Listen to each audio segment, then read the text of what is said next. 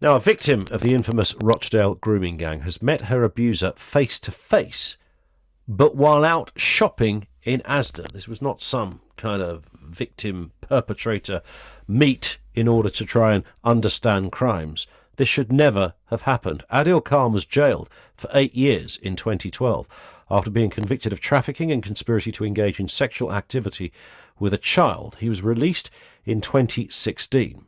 He was supposed to have been deported back to Pakistan. He appealed against that and lost that appeal in 2018, but still remains in the UK. How could this happen? Maggie Oliver is a former Greater Manchester police detective and, of course, what you might say a whistleblower. You're also a consultant on the documentary or the programme, the drama, that looked at this story called Three Girls. Maggie, nice to have you with us. Hi. Hi there, Ian. Thank you for having me on the show. It's a pleasure. Now, listen, this just seems beyond comprehension that we would not only have... we'll get into how long it took to even get this case known and moving anywhere near a courtroom in a moment, but how could we be in a place where someone who's guilty of the kind of crimes that I just mentioned there is told that after serving a prison sentence will be deported back to Pakistan, but is shopping in ASDA and bumps into one of his victims? How could that even be a thing in this world? Ian, that's a question that I ask myself time and time again. The way you've described it, actually, I feel underplays the magnitude of this. First of all, I'd like to say that this is not a solitary example of this. This is something that I've heard several times from several victims in Rochdale. But the man that you're talking about, the paedophile, Adil Khan, he was sentenced in 2012 as a result of having got this particular 13-year-old child pregnant at the age of 13. I was a police officer, as you know, and the drama Three Girls covered this story, or part of the story of this particular victim. He wasn't charged with rape, even though we had a fetus, even though we had DNA to prove paternity of that fetus. Despite that, the CPS chose not to charge him with rape. The result of that was that this man, and I have to say that he was convicted of sexually abusing other children, but not charged with any rapes.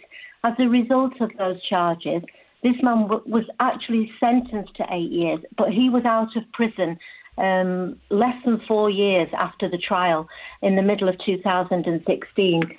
He, together with two other of the abusers, both had dual nationality, and in sentencing it was decided that they would be extradited following their prison sentence.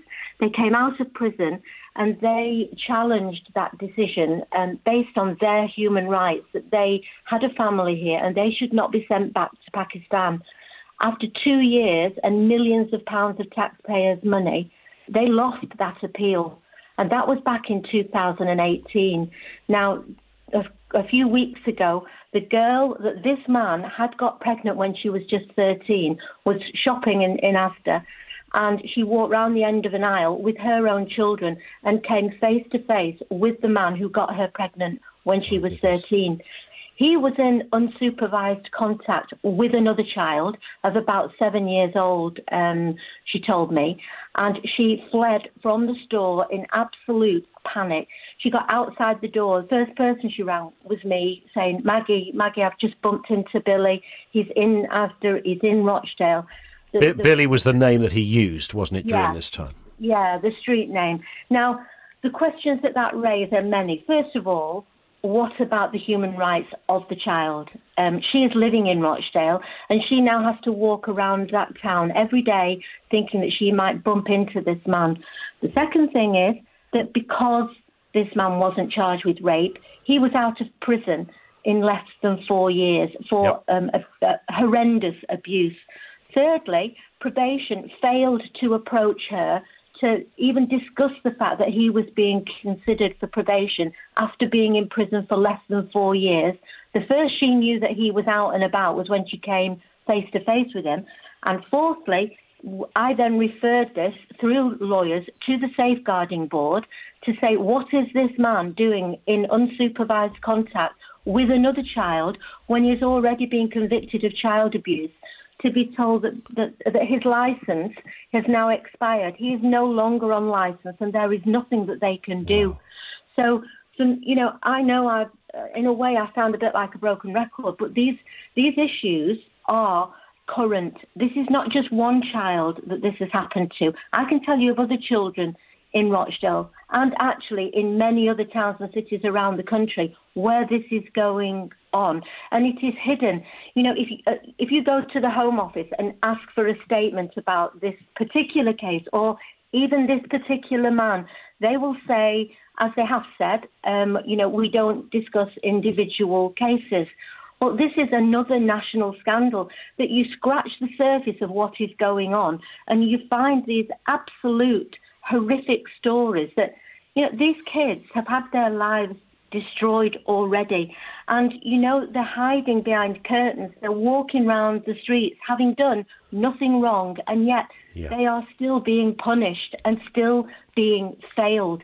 And it just makes my blood boil. And it is, you know, her words to me when she rang me was that her heart had just stopped beating. Now, you know, I'd just like your listeners to put themselves in that position and consider how they would feel.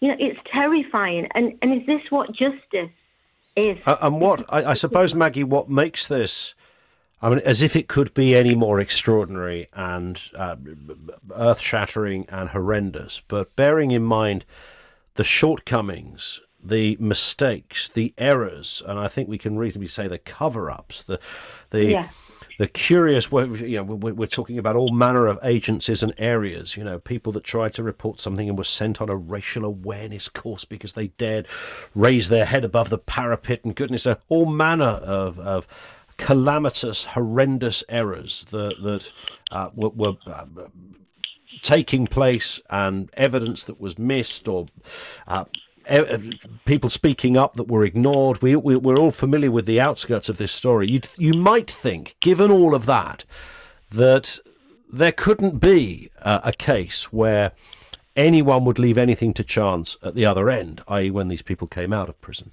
That those responsible for our legal systems and the judicial system that jails people and sees people released would make sure that every I was dotted and T was crossed, bearing in mind they were dealing with what could have been the most catastrophic justice breach that we had seen for many years.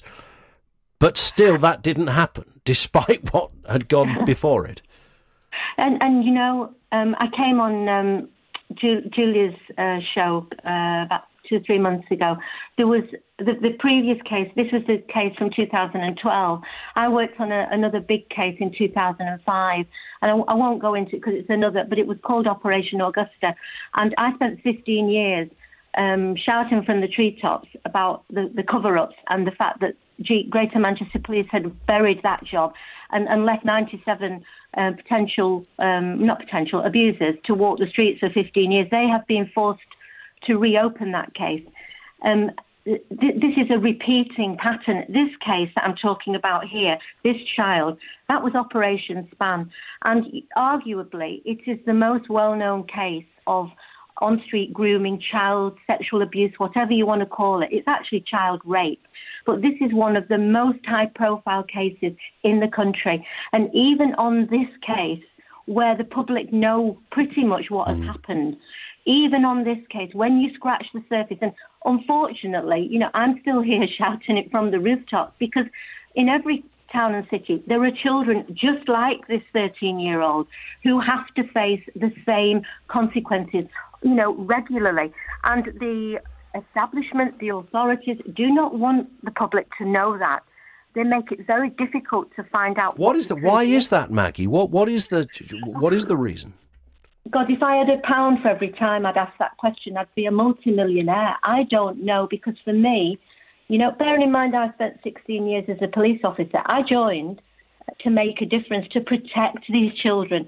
So it makes no sense on any level why, number one, they don't deal with it properly. Number two, why it continues to be covered up.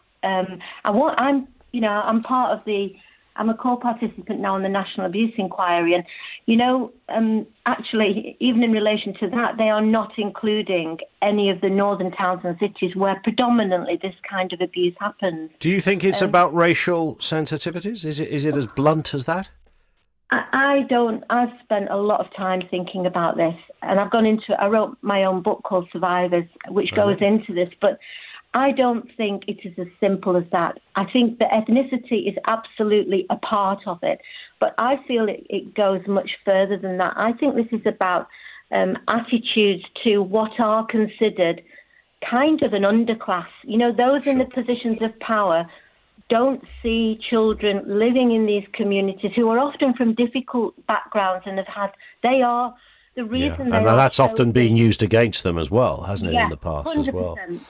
They've been just to interject, Maggie, I'm just aware that we're on the clock here a little bit, which is a great shame because there's so much more to say. This man, Adil Khan, legally at the moment is still meant to be deported. Yes, and I thought he had been deported. There's 3 of them actually that challenged deportation and lost the appeal. It's important they lost the appeal, so they should be, one would have thought, straight from the challenge where they lost straight to an airport, you might think.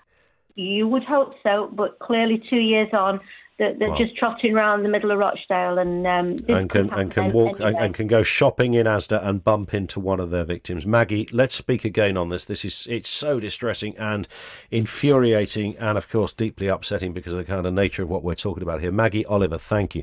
Former Greater Manchester Police detective, one of the whistleblowers in the Rochdale grooming gang case, and there it is. There you heard the infuriation and the frustration and the upset in her voice in just relaying some of what happened. The difficulties in getting through an impenetrable system, which I think is what she was alluding to there, and the fact that one of the child abusers, the paedophile Adil Khan, is walking around ASDA doing his shopping and with a child, whether his own or somebody in his family, who knows, but not really a good look when you've just been jailed for 8 years for child sex offences, you might think.